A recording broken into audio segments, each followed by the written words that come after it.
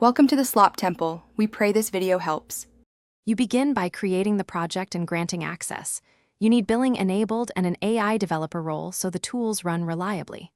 Once done, open AI Studio and choose a template or blank workspace. This starts your pipeline immediately. Make sure to create or link a GCP project and set quotas. Without proper IAM and billing, API calls fail.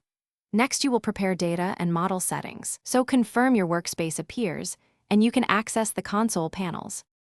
You now prepare data and pick a model, upload CSV or JSON, or connect BigQuery for large sets so training scales. Once uploaded, inspect and clean samples. Consistent formatting prevents tokenization errors. Then choose model family and set parameters, temperature, max tokens, batch size, and explain why each setting matters for output control. After that, run a small test job to validate prompts and pipeline steps. If results look good, start a longer fine-tune or evaluation run to optimize performance.